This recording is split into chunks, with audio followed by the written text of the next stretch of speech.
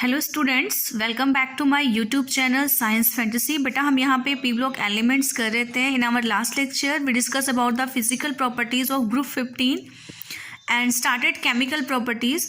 और उसमें से हमने जो है वो ऑक्सीडेशन स्टेट के बारे में जो है वो किया था। उसके बाद अब हम यहाँ पे जो है नेक्स्ट टॉपिक जो स्टार्ट करेंगे वो करेंगे trends in chemical reactivity.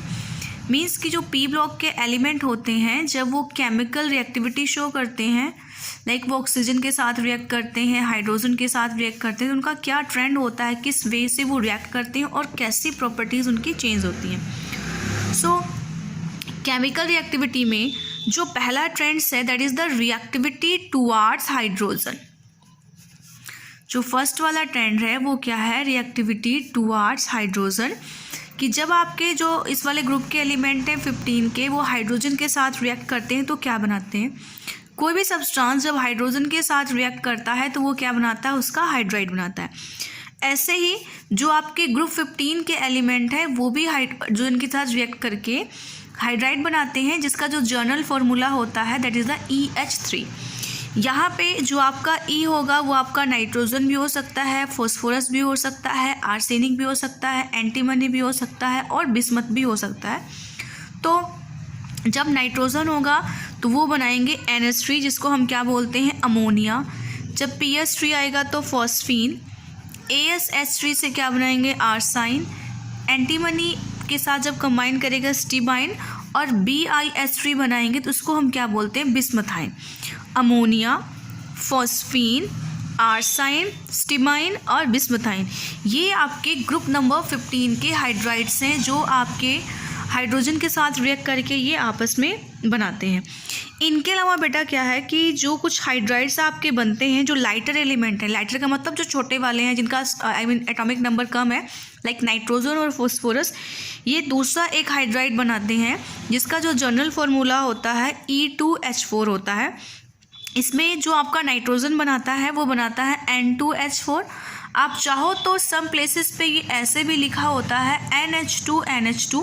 Condense form में हम इसको ऐसे लिख देते हैं। इसका नेम क्या होता है, हाइड्राजीन। मतलब एक डिफरेंट टाइप का हाइड्राइड है जो सिर्फ जो लाइटर एलिमेंट्स होते हैं लाइक नाइट्रोजन और फॉस्फोरस वही बनाते हैं। सिमिलरली आपका P2H4 भी बनता है स्पेशल। और सम टाइम जो होता है, नॉट ऑलवेज, सम टाइम जो है वो आर्सेनिक भी इस टाइप का जो हाइड्राइड होता है वो आपका बनाता है। उसके अलावा जो नाइट्रोजन है वो एक स्पेशल काइंड ऑफ हाइड्राइड बनाता है जिसको आप क्या कहते हो, हाइड्राजोइक एसिड। एक स्पेशल हाइड्राइड बनाता है जिसका फॉर्मूला होता है HN3। HN3 को हम क्या बोलते हैं, हाइड्राजोइक एसिड। आपको मैंने नंबर ऑफ टाइम बताया हुआ है कि जो एजो वर्ड होता है वो एजो वर्ड हम किसके लिए यूज़ करते हैं, नाइट्रोजन के लिए। तो यहाँ पे हाइड्राजोइक एसिड है तो यहाँ पे एजो वर्ड आया है, वो किसके लिए यूज़ हुआ है, यहाँ पे नाइट्रोजन के लिए यहाँ पे यूज़ हुआ है। तो यहाँ पे आप बेटा ये देख रहे हो कि सभी के सभी जो है आपके स्पेशल टाइप्स के तो नहीं बना रहे हैं, लेकिन जो आपका नाइट्रोजन है वो स्पेशल वाला यहाँ पे हाइड्राजोइक एसिड बना रहा है। नॉर्मल जो हाइड्राइड बनते हैं जिनका जर्नल फार्मूला क्या है, EH3, वो वाले सभी बना रहे हैं। आपका नाइट्रोजन भी बना रहा है, फॉस्फोरस भी बना रहा है, आर्सेनिक भी बना रहा है, एंटीमनी बना रहा है और बिस्मथ भी उस वाले को क्या कर रहा है, आपका बना रहा है। सो अब नेक्स्ट बात करते हैं कि ये जो हाइड्राइड बनते हैं इनकी हम प्रिपरेशन कैसे करते हैं। लाइक अगर हम इनको बना रहे हैं तो इनकी प्रिपरेशन, तो नेक्स्ट हमारे पास क्या है, प्रिपरेशन।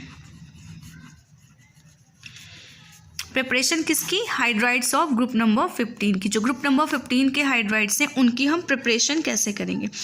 बेटा प्रिपरेशन करने के लिए जो आपके मेटल के कॉरस्पॉन्डिंग मेटल कंपाउंड्स होते हैं, लाइक अगर बात करते हैं जैसे कि मैग्नीशियम का नाइट्राइड ले लिया, नाइट्रोजन के साथ मेटल ले लिया। अगर मैंने फॉस्फोरस बनाना है तो हो सकता है मैं कैल्शियम का फॉस्फाइड ले लूँ या जिंक का कंपाउंड ले लूँ आर्सेनिक के साथ, कुछ भी ऐसा लेके कि अगर हमने जो ग्रुप 15 के हाइड्राइड बनाने होते हैं तो उनके जो मेटल कंपाउंड्स होते हैं नाइट्रोजन के, फॉस्फोरस के, आर्सेनिक के, एंटीमनी या बिस्मथ के, उनकी या तो आप क्या कर देते हो, हाइड्रोलिसिस। हाइड्रोलिसिस का मतलब क्या होता है, उनको वाटर की प्रेजेंस में ब्रेक कर देते हो, आइदर क्या कर देते हो, डाइल्यूट एसिड के साथ। डाइल्यूट एसिड आपका HCl भी हो सकता है और H2SO4 हो सकता है।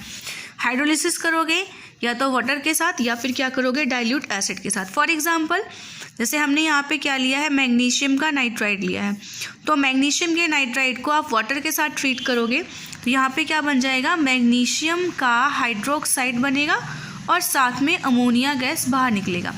अभी आपकी रिएक्शन बैलेंस नहीं है, आप इसको बैलेंस कर सकते हो। देखो यहाँ पे मैग्नीशियम 3 है तो ऑब्वियस है यहाँ पे क्या आएगा, 3 आएगा। यहाँ पे नाइट्रोजन 2 है तो मतलब अमोनिया का 2 मॉलिक्यूल यहाँ पे बाहर निकलेगा, तो उन सबको बैलेंस करने के लिए आपको यहाँ पे 6 जो है वो ऐड कर दोगे।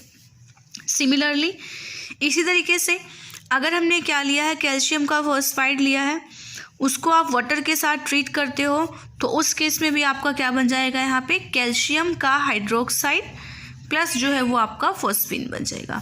अब यहाँ पे कैल्शियम 3 है तो हमने यहाँ पे 3 लगा दिया, फॉस्फोरस 2 है तो यहाँ पे मैंने 2 लगा दिया। और उन सबको बैलेंस करने के लिए आप देखो जो आपका ये चीज़ है यहाँ पे, सॉरी यहाँ पे 2 आएगा, कैल्शियम के हाइड्रोक्साइड में 2 आता है, 3 2 6 एंड 3 2 6, 12 हाइड्रोजन हो गया। तो यहाँ पे आप यहाँ पे 6 2 12 कर दोगे, तो इस तरह से बना सकते हो। अब ज़रूरी नहीं कि आप हर बार यहाँ पे वाटर ही लो, आप हाइड्रोक्लोरिक एसिड या सल्फ्यूरिक एसिड ले सकते हो। फॉर एग्जांपल कि अगर मैंने मैग्नीशियम का बिस्मथ के साथ कंपाउंड लिया, ठीक है क्या, इसको आप HCl के साथ ट्रीट कर दो। जब बेटा हाइड्रोक्लोरिक एसिड लोगे तो यहाँ पे क्लोराइड्स बन जाएंगे, अगर सल्फ्यूरिक एसिड लोगे तो यहाँ पे सल्फेट्स बन जाएंगे। डिपेंडिंग अपॉन आप कौन सा एसिड ले रहे हो उसके अकॉर्डिंग आपका यहाँ पे बनेगा। तो ये मैग्नीशियम का क्लोराइड और बिस्मथाइन बन गया। अब इसको बैलेंस करने के लिए जैसे मैग्नीशियम 3 है तो आप यहाँ पे 3 लगाओगे एंड बिस्मथ 2 है तो आप यहाँ पे 2 लगाओगे। जब हमने ये किया 3 2 6, HCl कितना आ गया बेटा, यहाँ पे हाइड्रोजन क्लोराइड 6 आएगा क्योंकि क्लोरीन कितना है 6, तो यहाँ पे आप 6 लगाओगे। अब जब मैं यहाँ पे 6 लगाती हूँ तो आप क्या देख रहे हो कि यहाँ पे जो हाइड्रोजन है वो भी 3 2 6, वो भी यहाँ पे 6 आ गया, मतलब ये भी रिएक्शन आपकी क्या होगी, बैलेंस होगी।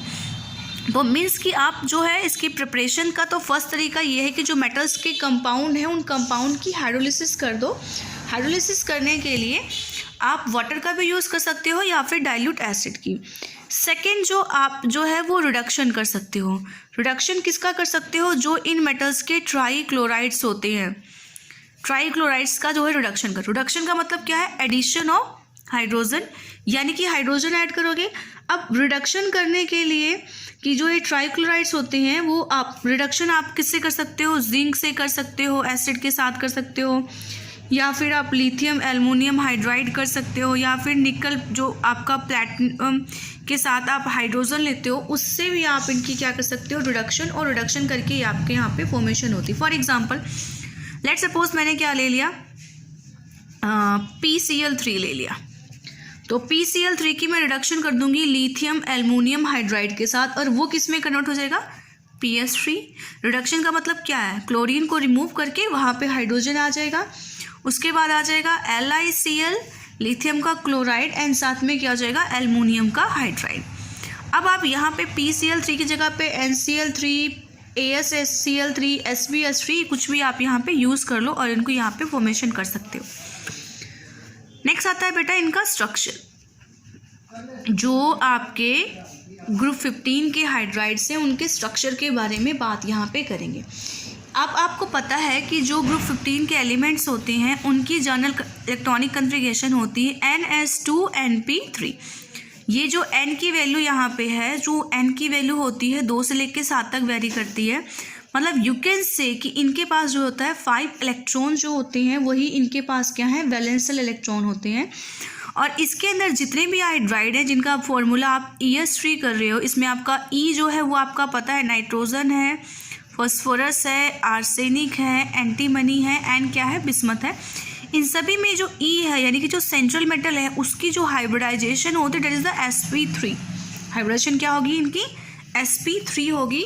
मतलब कि 4 ऑर्बिटल जो होंगे वो पार्टिसिपेट करेंगे, एक जो होगा वो लोन पेयर ऑफ इलेक्ट्रॉन के वहाँ पे साथ में होगा। मैं यहाँ पे आपको स्ट्रक्चर ड्रॉ करके दिखाती हूँ।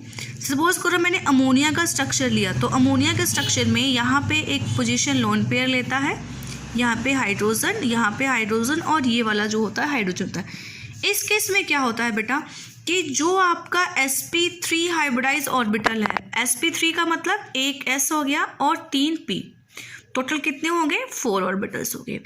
उस 4 ऑर्बिटल में जब आपकी बात करते हैं तो जो 3 sp3 होते हैं, मतलब 3 जो sp3 हाइब्रिडाइज ऑर्बिटल होते हैं वो क्या करते हैं, हाइड्रोजन के 1s ऑर्बिटल के साथ ओवरलैप करते हैं और क्या बनाते हैं, सिग्मा बॉन्ड की फॉर्मेशन करते हैं। एक जो sp3 हाइब्रिड ऑर्बिटल बच गया उसके पास क्या होते हैं आपके लोन पेयर ऑफ इलेक्ट्रॉन। ये देखो यहाँ पे ये लोन पेयर है, लोन पेयर आपको पता है जो बॉन्डिंग में पार्टिसिपेट नहीं करते, और ये 3 आपके जो 1s ऑर्बिटल के साथ कंबाइन हो रहे हैं हाइड्रोजन के, उसके साथ क्या कर रहे हैं, सिग्मा बॉन्ड यहाँ पे बनाते हैं। अगर आप बिस्पर थ्योरी के अकॉर्डिंग देखो तो लोन पेयर बॉन्ड पेयर जो रिपल्शन होती है बॉन्ड पेयर रिपल्शन से ज़्यादा होती है, क्योंकि बिस्पर थ्योरी कहती है कि मैक्सिमम रिपल्शन लोन पेयर के बीच में होती है, फिर लोन पेयर बॉन्ड पेयर के बीच में होती है, और सबसे कम रिपल्शन किसके बीच में है, बॉन्ड पेयर के बीच में। तो रिपल्शन ज़्यादा होने से ये जो आपके होते हैं ये थोड़ा सा ऐसे क्या हो जाते हैं, बेंट हो जाते हैं। बेंट हो जाने की वजह से क्या होता है, इनका जो बॉन्ड एंगल है ये बॉन्ड एंगल जो टेट्राहेड्रल एंगल होता है 109 डिग्री 28 मिनट्स का आपका जो ये बॉन्ड एंगल होता है, ये बॉन्ड एंगल किसका होता है, टेट्राहेड्रल का होता है। लेकिन जो इसमें रिपल्शन होती है तो इनका टेट्राहेड्रल एंगल जो है वो डिक्रीज कर जाता है, और इनका जो आपका जो बॉन्ड एंगल होता है वो अमोनिया के केस में क्या हो जाता है, 107.8 डिग्री का हो जाता है। फॉस्फीन के केस में वो बॉन्ड एंगल हो जाता है 93.6 डिग्री का हो जाता है। आर्साइन के केस में वही बॉन्ड एंगल और डिक्रीज करके 91.8 डिग्री का हो जाता है। स्टीबाइन के केस में वो बॉन्ड एंगल डिक्रीज करके 91.3 डिग्री का हो जाता है, और बिस्मथाइन के केस में बॉन्ड एंगल क्या हो जाता है, 90 डिग्री का हो जाता है, रिपल्शन की वजह से, जो बॉन्ड पेयर और लोन पेयर की रिपल्शन है। और इनका जो शेप आता है वो आपका क्या आ जाता है, पिरामिडल शेप। कैसा शेप आता है इनका, पिरामिडल शेप, लाइक पिरामिड इस तरह से आपका बनता है, ऐसा शेप इनका यहाँ पे आता है। बिकॉज लाइक नाइट्रोजन यहाँ आ गया और सारे हाइड्रोजन्स यहाँ आएंगे, क्योंकि हम जो ज्योमेट्री होती है वो इन्हीं पे डिपेंड करती है, तो ये शेप आ जाता है, और ये पोजीशन पे यहाँ पे आपके लोन पेयर आपके प्रेजेंट होते हैं। अब यहाँ पे स्ट्रक्चर डिस्कस हो गया, बट यहाँ पे स्टिल आप एक चीज़ देख रहे हो कि जब आप नाइट्रोजन से फॉस्फोरस के हाइड्राइड, आर्सेनिक या स्टीबाइन या बिस्मथाइन की तरफ मूव कर रहे हो, तो जो बॉन्ड एंगल होता है वो कंटिन्यूसली क्या कर रहा है, डिक्रीज कर रहा है। लाइक इसमें देखो आप 107.8 से स्टार्ट होके और बिस्मथाइन पे वो 90 डिग्री पे जो है क्या है, ख़त्म हो रहा है। मीन्स कि कॉन्टिन्यूसली जो बॉन्ड एंगल है वो बॉन्ड एंगल डिक्रीज कर रहा है। बॉन्ड एंगल डिक्रीज करने का रीज़न क्या है, रीज़न ये है बेटा कि जब हम क्या करते हैं, नाइट्रोजन से फॉस्फोरस से आर्सेनिक से एंटीमनी और बिस्मथ की तरफ क्या करते हैं, मूव करते हैं, डाउन द ग्रुप मूव करते हैं, तो क्या होता है, जो ये सेंट्रल एटम है, इसमें नाइट्रोजन है, इसमें फॉस्फोरस है, आर्सेनिक, एंटीमनी और ये बिस्मथ होता है, इनका जो साइज़ होता है वो इंक्रीज करता है, और जो इलेक्ट्रोनेगेटिविटी होती है वो क्या करती है, आपकी डिक्रीज करती है। जब इलेक्ट्रोनेगेटिविटी डिक्रीज करेगी, सपोज करो मैंने यहाँ पे क्या कर लिया, ये मैंने NH3 ड्रॉ कर लिया, ओके। सिमिलरली मैं आपको सिर्फ 2 एग्जांपल देके दिखाऊंगी, और फॉस्फीन ले लिया हमने यहाँ पे, और एक चलो आर्साइन भी ले ही लेते हैं, तो वो आप ये देखो मैंने यहाँ पे ड्रॉ किया। यहाँ पे क्या है, जो आपका नाइट्रोजन है, नाइट्रोजन की इलेक्ट्रोनेगेटिविटी हाइड्रोजन की कंपैरिजन में ज़्यादा है, तो जो इस बॉन्ड के इलेक्ट्रॉन होंगे उनको नाइट्रोजन अपनी तरफ अट्रैक्ट करके रखेगा। ठीक है, कि जब हम क्या कहते हैं, इलेक्ट्रोनेगेटिविटी ज़्यादा होगी तो उसमें क्या होगा कि जो आपके बॉन्ड पेयर होंगे वो सेंट्रल मेटल एटम की तरफ रहेंगे। इलेक्ट्रोनेगेटिविटी डिक्रीज करेगी, जो बॉन्ड पेयर होंगे वो सेंट्रल मेटल एटम से दूर होते हुए चले जाएंगे। ऐसे आप जब मूव कर रहे हो तो नाइट्रोजन से फॉस्फोरस से आर्सेनिक, इलेक्ट्रोनेगेटिविटी क्या कर रही है, डिक्रीज कर रही है। तो जो ये बॉन्ड पेयर वाले इलेक्ट्रॉन्स होते हैं tends to lie away and away from the central atom, इससे दूर होते चले जाएंगे। ऐसे ही स्टीबाइन के केस में और बिस्मथाइन के केस में और ज़्यादा दूर चले हो जाएंगे। जब ये दूर दूर होंगे तो रिपल्शन क्या होगी, कम होगी। जैसे अब यहाँ पे नाइट्रोजन के बॉन्ड पेयर पास पास हैं तो इनमें रिपल्शन क्या है, मैक्सिमम है। रिपल्शन अगर मैक्सिमम होगी तो बॉन्ड एंगल क्या होगा, ज़्यादा होगा। जब ये थोड़े दूर दूर चले जाएंगे तो रिपल्शन क्या होगी, कम, और रिपल्शन अगर कम होगी तो जो बॉन्ड एंगल होगा वो क्या हो जाएगा, कम हो जाएगा। इस वजह से अमोनिया में बॉन्ड एंगल सबसे ज़्यादा होता है और जो बिस्मथाइन है उसमें बॉन्ड एंगल क्या होता है, सबसे कम होता है। This is the structures. Same इस तरीके से जब हम डाउन द ग्रुप मूव करते हैं तो इलेक्ट्रोनेगेटिविटी डिक्रीज होती है और ये जो बॉन्ड पेयर ऑफ इलेक्ट्रॉन होते हैं ये सेंट्रल मेटल एटम से अवे यानी कि दूर की तरफ शिफ्ट होते चले जाते हैं। जैसे जैसे वो दूर शिफ्ट होंगे उनमें रिपल्शन क्या होगी, कम होगी, और रिपल्शन अगर कम हो गई तो बॉन्ड एंगल जो है वो रिपल्शन पे ही डिपेंड कर रहा है ना, जितनी ज़्यादा रिपल्शन होगी उनके बीच में गैप उतना आएगा। सो इस वजह से जो बॉन्ड एंगल होता है वो डाउन द ग्रुप आपका क्या कर जाता है, डिक्रीज कर जाता है। नेक्स्ट हम करते हैं ये जो हमने हाइड्राइड किया, जिसकी हमने स्ट्रक्चर्स की बात करी या जिसकी हमने प्रिपरेशन की बात करी, इनकी हम प्रॉपर्टीज़ की बात करते हैं। प्रॉपर्टीज़ ऑफ हाइड्राइड, ये जो आपके हाइड्राइड्स हैं इनकी प्रॉपर्टीज़ के बारे में बात करते हैं, क्या क्या प्रॉपर्टीज़ हैं। सबसे पहले जो प्रॉपर्टी होती है वो आपकी क्या है, बॉइलिंग पॉइंट। बॉइलिंग पॉइंट की डेफिनेशन आप सभी को पता है कि पर्टिकुलर जो टेम्परेचर होता है, जिस टेम्परेचर पे जो सब्सटेंस होता है या जो लिक्विड होता है उसका वेपर प्रेशर एटमॉस्फेरिक प्रेशर के इक्वल हो जाता है, that particular temperature is known as the boiling point. So इनका जो बॉइलिंग पॉइंट होता है रेगुलरली क्या करता है, इंक्रीज करता है। रेगुलरली इंक्रीज करने का मतलब क्या है कि जब आप नाइट्रोजन अमोनिया से फॉस्फीन की तरफ जाते हो, सो उस केस में क्या होता है, जो अमोनिया का बॉइलिंग पॉइंट होता है वो फॉस्फीन से ज़्यादा होता है। उसके बाद फॉस्फीन से जब आप आर्साइन पे जाते हो तो इंक्रीज करता है, आर्साइन से स्टीबाइन पे जाते हो तब भी इंक्रीज करता है, और स्टीबाइन पे बिस्मथाइन पे जाते हो तब भी क्या करता है, इंक्रीज करता है। मीन्स कि पहले जो बॉइलिंग पॉइंट है वो अमोनिया से फॉस्फीन डिक्रीज करता है, देन फॉस्फीन से बिस्मथाइन तक जो आपका बॉइलिंग पॉइंट होता है वो क्या कर जाता है, इंक्रीज कर जाता है। ये रीज़न है आपका। अब इसमें जो बॉइलिंग पॉइंट है उसका जो कंसेप्ट है ये ऐसे क्यों होता है, उसके दो फैक्टर हैं। एक फैक्टर है हाइड्रोजन बॉन्डिंग और दूसरा फैक्टर है वंडरवॉल फोर्सेस।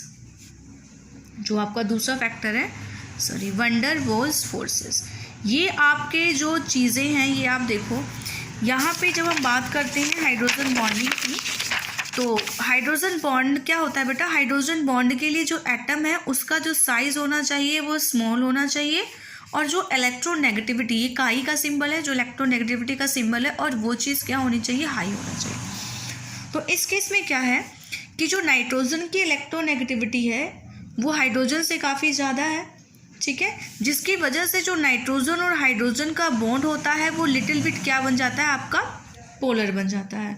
और इसकी वजह से जो अमोनिया है वो इंटरमॉलिक्यूलर हाइड्रोजन बॉन्डिंग बना लेती है। इंटरमॉलिक्यूलर का मतलब एक मॉलिक्यूल से दूसरे मॉलिक्यूल की जो होती है वो हाइड्रोजन बॉन्ड बन जाता है। इस तरीके से जैसे हमने यहाँ पे अमोनिया का पिरामिडल शेप ले लिया, ऐसे हमने यहाँ पे सेकेंड जो है मॉलिक्यूल अमोनिया का ले लिया, ऐसे हमने क्या किया, थर्ड मॉलिक्यूल अमोनिया का ले लिया। तो इनके भी यहाँ पे जो पॉजिटिव नेगेटिव होता है तो यहाँ पे इंटरमॉलिक्यूलर हाइड्रोजन बॉन्डिंग हो जाती है। इंटरमॉलिक्यूलर हाइड्रोजन बॉन्डिंग होने से जो अमोनिया का बॉइलिंग पॉइंट है वो फॉस्फीन से ज़्यादा हो जाता है। फिर क्या होता है, जब नाइट्रोजन से फॉस्फीन की तरफ मूव करते हो या आर्सेनिक एंटीमनी बिस्मथ की तरफ मूव करते हो तो जो इलेक्ट्रोनेगेटिविटी होती है वो कंटिन्यूअसली डिक्रीज करती है और साइज इंक्रीज करता है। इस वजह से जो बाकी के हाइड्राइड्स हैं वो हाइड्रोजन बॉन्ड नहीं बनाते हैं। फिर नेक्स्ट बात करते हैं कि जब आप फॉस्फीन से आर्साइन, स्टीबाइन या बिस्मथाइन की तरफ मूव कर रहे हो तो जो आपका बॉइलिंग पॉइंट है वो इंक्रीज क्यों कर रहा है, तो उसका इंक्रीज करने का जो रीज़न है वो क्या है, आपका वंडरवॉल फोर्सेस है, जो हमने भी डिस्कस किया था, वंडरवॉल फोर्सेस। ये जो वंडरवॉल फोर्सेस का मैग्नीट्यूड होता है वो क्या होता है, साइज डिपेंडेंट होता है। मतलब कि larger the size more is the magnitude of the van der Waals forces. तो जब हम क्या करते हैं, फॉस्फोरस से आर्साइन, आर्साइन से स्टीमाइन और बिस्मथाइन की तरफ ऐसे मूव करते हैं तो फॉस्फोरस के कंपैरिजन में आर्सेनिक का साइज़, फिर एंटीमनी का और फिर बिस्मथ का साइज़ क्या करता है, इंक्रीज़ होता चला जाता है। तो साइज़ जब इंक्रीज़ होता चला जाता है तो उस केस में क्या होता है, वंडरवॉल फोर्सेस का मैग्नीट्यूड भी क्या करता है, इंक्रीज़ करता है। देन इस वजह से जो आपका बॉइलिंग पॉइंट है वो रेगुलरली क्या करता है, इंक्रीज़ करता है। तो अगर आपको, लेकिन क्या होता है कि अगर आपको एक ट्रेंड पूछा जाए तो यहाँ पे सबसे कम जो बॉइलिंग पॉइंट है वो किसका है, फॉस्फीन का। फॉस्फीन के बाद आर्साइन का है, फिर यहाँ पे आपका क्या होता है, अमोनिया का, अमोनिया के बाद यहाँ पे स्टीबाइन और सबसे तक किसका होता है, आपका बिस्मथाइन का। अमोनिया का इन दोनों से कम इसलिए क्योंकि इन दोनों का साइज़ बहुत ज़्यादा बड़ा होता है, जिसकी वजह से जो वंडरवॉल फोर्स ऑफ अट्रैक्शन होती है काफ़ी ज़्यादा होती हैं, जो अमोनिया का जो बॉइलिंग पॉइंट है, मीन्स कि जो इसमें हाइड्रोजन बॉन्डिंग होती है उसको कंपनसेट कर देते हैं, जिस वजह से जो इनका बॉइलिंग पॉइंट है वो क्या कर जाता है, आपका इंक्रीज कर जाता है। Get it. नेक्स्ट हम करते हैं बॉइलिंग पॉइंट के बाद जो नेक्स्ट हमारे पास है वो क्या है, मेल्टिंग पॉइंट। हमारे पास जो नेक्स्ट प्रॉपर्टी है वो आपका क्या है, मेल्टिंग पॉइंट। सो जो आपको अमोनिया का केस क्लियर हो चुका है। जो अमोनिया है, अमोनिया के केस में क्या होता है, इंटरमॉलिक्यूलर हाइड्रोजन बॉन्डिंग होती है। इंटरमॉलिक्यूलर हाइड्रोजन बॉन्ड होने से अमोनिया के पास जो मेल्टिंग पॉइंट होता है वो एक्सेप्शनली हाई होता है। तो मीन्स कि अमोनिया का मेल्टिंग पॉइंट सबसे ज़्यादा है। उसके बाद जब आप डाउन द ग्रुप मूव करते हो तो सेम वैसे जो होता है वंडरवॉल फोर्सेस का जो मैग्नीट्यूड होता है वो क्या करता है, आपका इंक्रीज करता है। तो जो मेल्टिंग पॉइंट होता है वो इंक्रीज करता है। तो मेल्टिंग पॉइंट में ये जो अमोनिया होता है उसका सबसे हाई हो जाता है, यहाँ पे आ जाता है। और जो आपका बिस्मथाइन है उसके बारे में भी कुछ ऐसा पता नहीं चला, उसके मेल्टिंग पॉइंट का जो कंसेप्ट है। तो मेल्टिंग पॉइंट जो होता है हाइड्राइड्स का वो ये सीक्वेंस है, ये आप ध्यान रखेंगे। यहाँ पे क्वेश्चन आता है why ammonia has the exceptionally high melting point. यहाँ पे आपका आता है why NH3 has exceptionally high melting point, कि जो आपका ये है उसका जो मेल्टिंग पॉइंट होता है वो हाई होता है। तो आप यहाँ पे आंसर क्या लिखोगे, due to small atomic size and higher electronegativity ammonia form intermolecular hydrogen bonding, that's why ammonia has the higher. कि अमोनिया का साइज छोटा है, हाई इलेक्ट्रोनेगेटिविटी है, जिससे अमोनिया क्या बनाता है, इंटरमॉलिक्यूलर हाइड्रोजन बॉन्ड बनाता है, एंड उसका जो मेल्टिंग पॉइंट होता है वो आपका क्या होता है, हाई। नेक्स्ट जो करेक्टरिस्टिक्स है हाइड्राइड्स की, दैट इज द सॉल्युबिलिटी।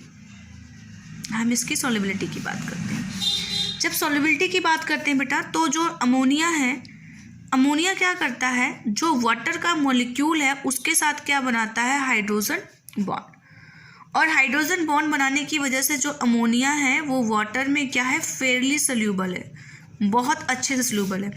उसके अलावा जो फॉस्फीन है या फॉस्फीन से लेके बिस्मथाइन तक जितने भी हाइड्राइड्स हैं, ये जो है वो वाटर के साथ जो हाइड्रोजन बॉन्ड है वो नहीं बनाते हैं।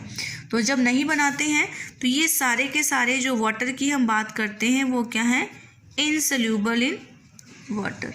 ये वाटर में क्या है, इनसोल्यूबल है। Okay.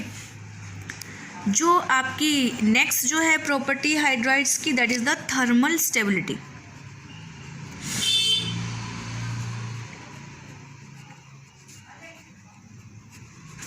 Thermal stability, thermal stability का मतलब क्या है कि अगर आप इनको हीट प्रोवाइड करो तो हीट प्रोवाइड करने पे जल्दी से ये डीकम्पोज ना। थर्मल का मतलब क्या होता है, हीट, कि हम इनको हीट प्रोवाइड कर रहे हैं और ये हीट प्रोवाइड करने पे डीकम्पोज ना हो। तो जो ये आपके हाइड्राइड्स होते हैं ग्रुप नंबर 15 के, जब हम डाउन द ग्रुप मूव करते हैं ना, तो इनकी जो थर्मल स्टेबिलिटी का जो ऑर्डर होता है वो क्या करता है, आपका डिक्रीज कर जाता है। यानी कि थर्मली जो स्टेबल होते हैं वो सबसे ज़्यादा आपके अमोनिया होते हैं और सबसे कम क्या होता है, बिस्मथाइन होता है। ऐसा इसलिए होता है बेटा, ये लीस्ट स्टेबल है, ये मोस्ट स्टेबल है। नाइट्रोजन और हाइड्रोजन का साइज जो होता है वो नियरली सेम होता है, तो इनके जो ऑर्बिटल्स होते हैं उनकी ओवरलैपिंग प्रॉपर होती है। और दूसरा, यहाँ पे अमोनिया में नाइट्रोजन और हाइड्रोजन का जो बॉन्ड लेंथ होता है वो स्मॉल लेंथ होती है बॉन्ड की। जितना छोटा बॉन्ड होगा और परफेक्ट ओवरलैपिंग होगी उतना ही आपका बॉन्ड क्या होगा, स्ट्रॉन्ग होगा। और स्ट्रॉन्ग होगा तो आसानी से ब्रेक नहीं करेगा। लेकिन जब आप हाइड्रोजन और बिस्मथ की बात करते हो तो इनकी साइज़ में बहुत ज़्यादा डिफरेंस आ जाता है। डिफरेंस आने से इनकी ओवरलैपिंग प्रॉपर नहीं होती, इनकी बॉन्ड लेंथ क्या हो जाती है, ज़्यादा। तो अगर बॉन्ड की लेंथ ज़्यादा होगी तो बॉन्ड कैसा होगा, वीक होगा और आराम से क्या हो जाएगा, आपका टूट जाएगा। तो डाउन द ग्रुप मूव करने पे जो सेंट्रल एटम है उसका साइज इंक्रीज करता है, तो जिसकी वजह से जो बॉन्ड लेंथ होती है वो कॉन्टिन्यूसली क्या करती है, डिक्रीज करती है। जब आपकी बॉन्ड लेंथ डिक्रीज कर जाएगी तो आसानी से टेम्परेचर देने पे वो टूट जाएगा। तो इस वजह से जो अमोनिया होता है उसकी बॉन्ड लेंथ सबसे छोटी होती है, इसलिए वो मोस्ट स्टेबल है। और बिस्मथ और हाइड्रोजन का जो बॉन्ड लेंथ है वो सबसे ज़्यादा है, इसलिए वो क्या है, आपका लीस्ट स्टेबल है। ये आपका थर्मल स्टेबिलिटी का ऑर्डर है कि थर्मल स्टेबिलिटी डिपेंड करती है उनकी बॉन्ड के स्ट्रेंथ पे। Greater the bond strength more the thermal stability. और जो बॉन्ड की स्ट्रेंथ है वो टोटली डिपेंड करती है साइज ऑफ बॉन्ड, ठीक है। और अगर नाइट्रोजन का साइज छोटा है तो उसकी जो बॉन्ड की स्ट्रेंथ होगी वो ऑब्वियसली क्या होगी, ज़्यादा होगी। Smaller the bond length greater is the strength. Thermal stability के बाद जो नेक्स्ट करेक्टर इसका आता है फिफ्थ, वो आपका है रिड्यूसिंग करेक्टर। रिड्यूसिंग करेक्टर का मतलब कि जो आपके ये हाइड्राइड हैं they act as reducing agent. Reducing agent क्या होते हैं, विच प्रोवाइड हाइड्रोजन। ठीक है, रिडक्शन होने के लिए हाइड्रोजन का एडिशन होगा, तो जो हाइड्रोजन प्रोवाइड करेंगे वो आपके क्या होंगे, रिड्यूसिंग एजेंट होंगे। अच्छा, आपने ऐसा किया था कि अभी हमने क्या किया था, जो हमारे पास थर्मल स्टेबिलिटी का ऑर्डर है वो किया था। थर्मल स्टेबिलिटी के ऑर्डर में हमने ये किया था कि सबसे जो थर्मली स्टेबल है वो आपका अमोनिया है, अमोनिया के बाद फॉस्फीन है, फॉस्फीन के बाद आर्साइन है, आर्साइन के बाद स्टीबाइन है, और स्टीबाइन के बाद क्या है, बिस्मथाइन जो है वो थर्मली स्टेबल है, सबसे कम लीस्ट स्टेबल है। मतलब ये आपकी क्या है, लीस्ट स्टेबल है, और ये जो है आपका थर्मली ये क्या है, आपका मोस्ट स्टेबल है। तो लीस्ट स्टेबल होने का मतलब ये इजीली H हाइड्रोजन देगा एज कंपेयर टू अमोनिया। यानी कि मतलब जो आपका बिस्मथाइन है, अगर इस केस में बिस्मथ और हाइड्रोजन का बॉन्ड बहुत ज़्यादा, ये वाला जो आपका बॉन्ड है वो कैसा है, वीकेस्ट है, तो वो क्या करेगा, इजीली ब्रेक कर जाएगा, और इजीली ब्रेक करके हाइड्रोजन जो है वहाँ से लिबरेट कर देगा। तो इट मीन्स क्या है कि जब हम बात करेंगे इनके रिड्यूसिंग करेक्टर का, तो जो रिड्यूसिंग पावर होगी वो रिवर्स हो जाएगी।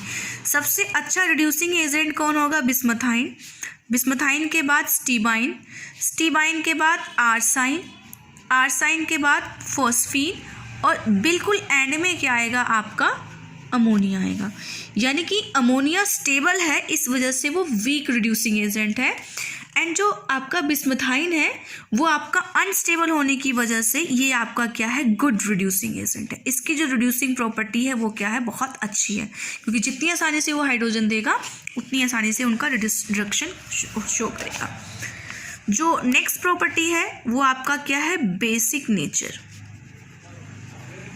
बेसिक नेचर, बेसिक नेचर की बात करते हैं बेटा, कि जितने भी आपके ग्रुप 15 के हाइड्राइड्स हैं, चाहे वो आप अमोनिया ले लो, चाहे वो आप फॉस्फीन ले लो, चाहे आप वो आर्साइन ले लो, आइदर आप स्टीबाइन ले लो, या फिर हम क्या ले लेते हैं, बिस्मथाइन ले लेते हैं। ठीक है, इन सभी के पास क्या है, एक लोन पेयर ऑफ इलेक्ट्रॉन है। ये इन लोन पेयर ऑफ इलेक्ट्रॉन को किसी को भी डोनेट करेंगे और एक्ट करेंगे लुईस बेस, क्योंकि लुईस बेस क्या होता है, जो पेयर ऑफ इलेक्ट्रॉन को डोनेट करता है उसको हम क्या बोलते हैं, लुईस बेस कहते हैं। लेकिन जब हम डाउन द ग्रुप मूव करते हैं तो इनका बेसिक कैरेक्टर क्या करता है, डिक्रीज करता है। यानी कि अमोनिया सबसे स्ट्रॉन्ग बेस है, फिर फॉस्फीन, फॉस्फीन के बाद आपका आर्साइन, आर्साइन के बाद जो है वो आपका स्टीबाइन, और स्टीबाइन के बाद आपका क्या है, बिस्मथाइन है। यानी कि अमोनिया जो है वो सबसे ज़्यादा बेसिक है, उसके बाद बाकी के सारे हैं। ये जो बेसिक स्ट्रेंथ है, ये आपकी बेसिक स्ट्रेंथ होती है, ये आपकी जो बेसिक कैरेक्टर है, बेसिक कैरेक्टर जो होता है वो इस तरह से आपका डिक्रीज क्यों कर रहा है, जो मैंने एरो यहाँ पे शो करी है वैसे बेसिक कैरेक्टर क्या कर रहा है, ये डिक्रीज कर रहा है। तो बेसिक कैरेक्टर डिक्रीज करने का रीज़न क्या है, इसमें ये जो बेसिक कैरेक्टर है वो डिपेंड करता है इलेक्ट्रॉन डेंसिटी पे। ठीक है, आपको पता है बेटा, अगर आप डेंसिटी का फॉर्मूला लिखते हो तो डेंसिटी का फॉर्मूला क्या होता है, मास बाई वॉल्यूम। यहाँ पे वॉल्यूम की बात करते हैं, तो जो डेंसिटी होती है वो वॉल्यूम के इन्वर्सली प्रोपोर्शनल होती है।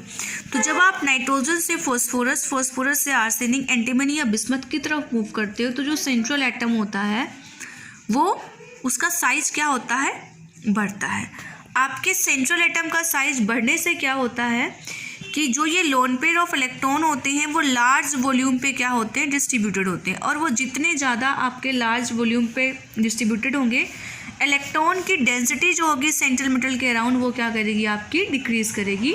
और अगर डेंसिटी डिक्रीज़ कर गई तो वो ईजिली डोनेट नहीं करेंगे, जितनी ज़्यादा डेंसिटी रहेगी वो उतनी ज़्यादा क्या करेंगे, ईजिली डोनेट करेंगे।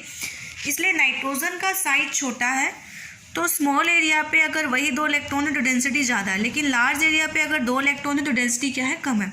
तो मतलब ये जो स्मॉल वाले हैं ये ज़्यादा इजीली डोनेट करेंगे, और जितनी ज़्यादा इजीली वो इलेक्ट्रॉन्स को डोनेट करेंगे उनकी जो बेसिक स्ट्रेंथ होगी वो उतनी ज़्यादा होगी। मीन्स कि जो अमोनिया होता है उसकी जो बेसिक स्ट्रेंथ होती है वो काफ़ी ज़्यादा होती है, इजीली इलेक्ट्रॉन को डोनेट करता है और डोनेट करके अमोनियम कटायन बनाता है। डाउन द ग्रुप मूव करने पे साइज इंक्रीज करता है, सो बेसिक स्ट्रेंथ डिक्रीज कर जाती है। तो क्वेश्चन आता है why ammonia has more basic as compare to phosphine. तो आप में बता देना है कि इसका साइज छोटा है नाइट्रोजन का, इलेक्ट्रॉन डेंसिटी ज़्यादा है, इलेक्ट्रॉन स्मॉल एरिया पे डिस्ट्रीब्यूटेड है, इजीली अवेलेबल है डोनेशन के लिए, जबकि फॉस्फोरस का साइज क्या है, बड़ा है, वहाँ पे लार्ज एरिया पर इलेक्ट्रॉन डिस्ट्रीब्यूटेड है, इलेक्ट्रॉन डेंसिटी कम होगी और वो डोनेशन के लिए इजीली अवेलेबल नहीं होंगे। That's why ammonia is more basic as compare to phosphine. तो बेटा आज हमने जो डिस्कस किया वो हमने हाइड्राइड्स के बारे में डिस्कस किया, फॉस्फोरस के। होप सो आप सभी को समझ में आ गया होगा, कंसेप्ट्स क्लियर हो गए। इनकेस अगर कोई भी डाउट होता है तो यू कैन आस्क मी, आपने डाउट्स लो एंड बहुत अच्छे से इसकी प्रिपरेशन करो। Thank you so much. Next lecture में हम अगली जो रिएक्टिविटी है वो नाइट्रोजन की फैमिली की वो डिस्कस करेंगे और इसको कंप्लीट करेंगे चैप्टर को। Thank you so much.